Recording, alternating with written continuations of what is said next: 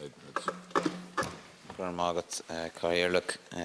welcome the opportunity to debate what's before us, and also I expect in the Justice Committee tomorrow morning. However, we will be opposing both motions on the basis that we have serious concern for the implications in relation to protecting citizens' data in the future, both non-EU citizens and EU citizens.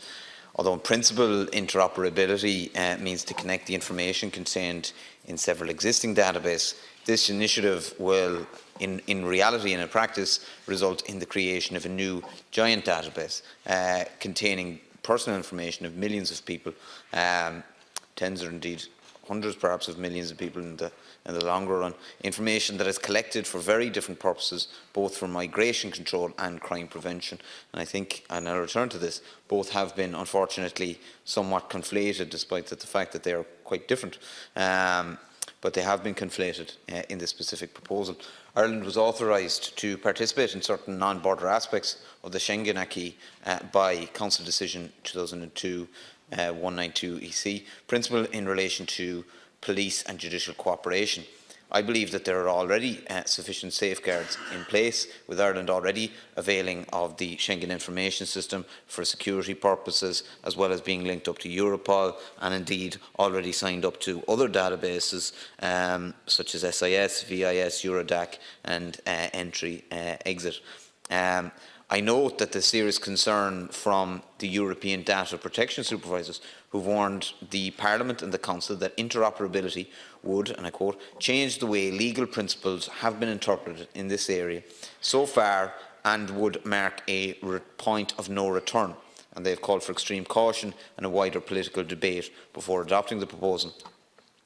The coalition, and we discussed a lot obviously last year, the General Data Protection Regulation, and obviously I suppose it is a matter for the European Union and its institutions, and they can, I suppose, bring forward legislative proposals that don't necessarily, I suppose, that can independently have a different approach to the GDPR, but just in terms of the principles that was involved in the GDPR and the principles that underpinned it, Article 5 stated that data must be processed lawfully, fairly and in a transparent manner in relation to the data subject, lawfulness, fairness and transparency, be collected for specified, explicit and legitimate purposes and not further processed in a manner that is incompatible with those purposes, further processing for archiving purposes in the public interest, scientific or historical research purposes, shall in accordance with Article 89 not be considered to be incompatible with the initial purposes, and C, adequate, relevant and limited to what is necessary in relation to the purposes for which they are processed,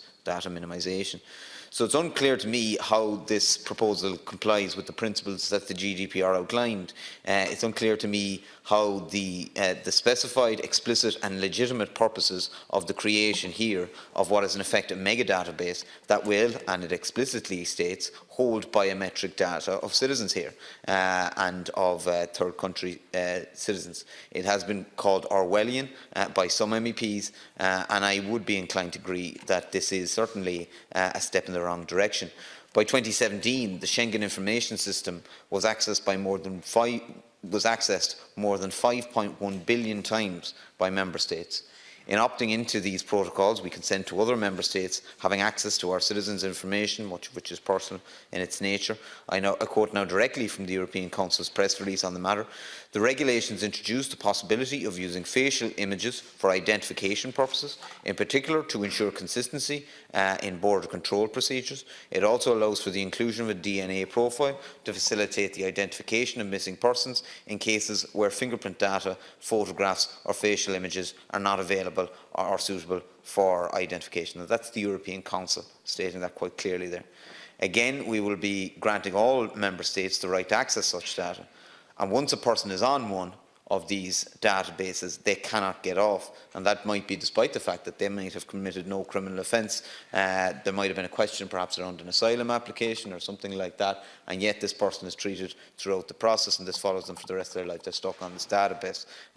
The Department of Social Protection has recently found itself in a bit of trouble in relation to the Data Protection Commissioner in relation to this issue. I know there's an investigation as to whether the Public Services card system is legal or not. I would warn the Minister to maybe take note from that particular episode in terms of how this jurisdiction manages data and how we deal with it on a European level. The final point I'd make just is, again, the system seeks to merge the areas of migration and criminal controls for reasons I believe to be ultimately political. They are conflated to a point that is quite inappropriate and quite wrong. And I'll just finish on this final quote again from the European Data Protection Supervisors.